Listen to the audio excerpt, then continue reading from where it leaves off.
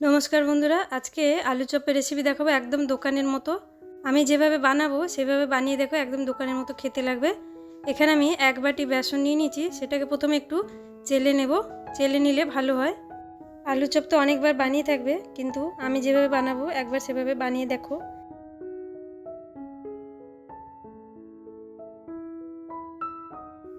बेसनटा आमी चेले निয়েছি, एखाने दिये देबो परिमाण मतो नुन दिये दिलाम और एखाने देबो एकटूखानी हलुद गुঁড়ो, देबो लाल लंकार गुঁড়ो माने झालेर जोन्नो जे लंकाटा देওয়া হয়, দিয়ে এগুলোকে আগে শুকনো মেখে নেব।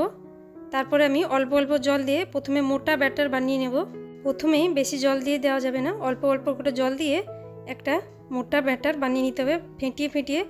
যদি মোট বুঝতে না পারো তাহলে কি করবে, ঘড়ি দেখে 5 মিনিট পুরো ব্যাটারটাকে ফেটিয়ে নিতে হবে, তাহলে খুব ভালো হবে আলু চপ। বন্ধুরা এখানে ভিডিওটা স্কিপ করে চলে যেও না, এখনও আলুর মশলা বানানো বাকি আছে। ভিডিওটা পুরো দেখে নাও, যদি ভালো না লাগে তাহলে ছেড়ে চলে যেও, কিছু অসুবিধা নেই। বেসনের ব্যাটারটা আমি পুরো 5 মিনিট মতো ফেটিয়ে নিয়ে ঢাকা দিয়ে রেখে দিলাম।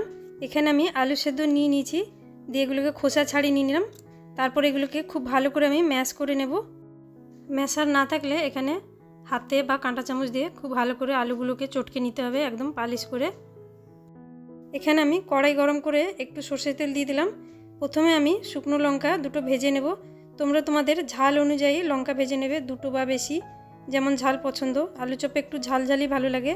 আমি দুটো শুকনো লঙ্কা ভেজে নিয়েছি, দিয়ে এখানে আমি একটু বাদাম ভেজে নিচ্ছি। বাদামটা না দিলেও চলবে, তবে একটু অল্প করে দিলে ভালো হয়, বেশি দেওয়ার দরকার নেই, অল্পই দিতে হবে।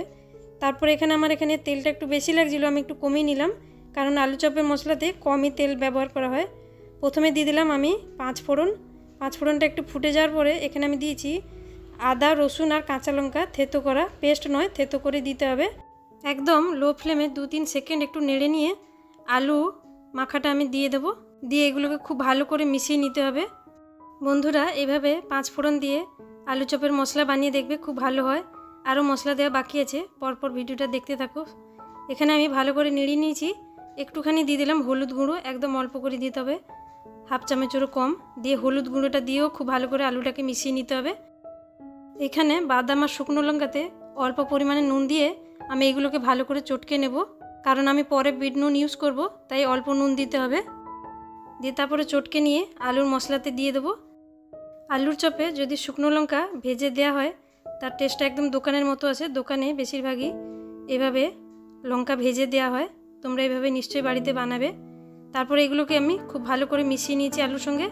এখানে দেব অল্প একটু বিট নুন, আর এখানে দিয়ে দিলাম হাফ চামচ মতো জোয়ান, দিয়ে এগুলোকেও খুব ভালো করে আমি মিশিয়ে নেব। আলুটাকে ভালো করে নেড়ে চেড়ে একদম শুকনো শুকনো করে নিতে হবে। যত শুকনো শুকনো হবে আলু চপ বানাতে তত সুবিধা হবে। আমার মনে হয় আলু চপে বেশি মশলা ভালো লাগবে না। যদি তোমরা নিরামিষ বানাও তাহলে জিরে ভেজে গুঁড়ো করে দিতে পারো। আমি এভাবেই বানিয়েছি, এভাবে একবার তোমরা বানিয়ে দেখবে। এখানে আমি আলুটা খুব ভালো করে নেড়ে চেড়ে নিয়েছি, শুকনো শুকনো হয়ে গেছে।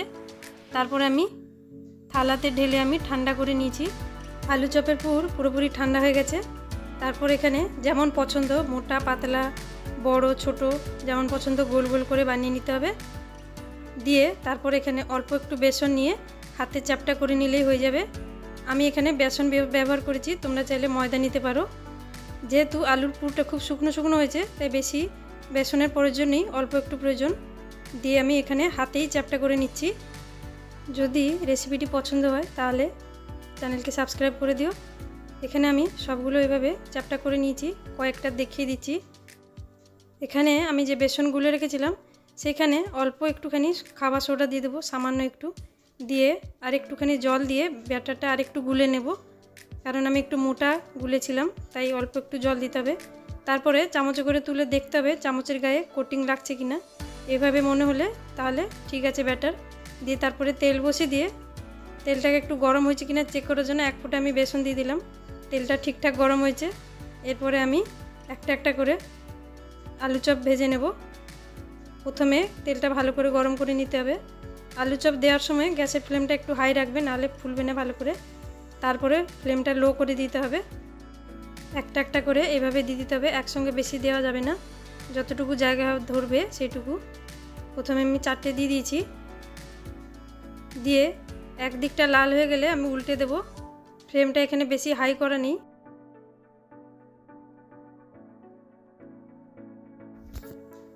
দুদিকটা উল্টে পাল্টে খুব ভালো করে ভেজে নিয়েছি, লাল লাল হয়ে গেছে। এবার আমি তুলে নিচ্ছি। এইভাবে আমি অন্যগুলোকেও ভেজে নেব। আলু চপের রেসিপিটা কেমন হয়েছে কমেন্ট করে জানিও। যদি ভালো লাগে একটা লাইক আর চ্যানেলকে সাবস্ক্রাইব করে দিও।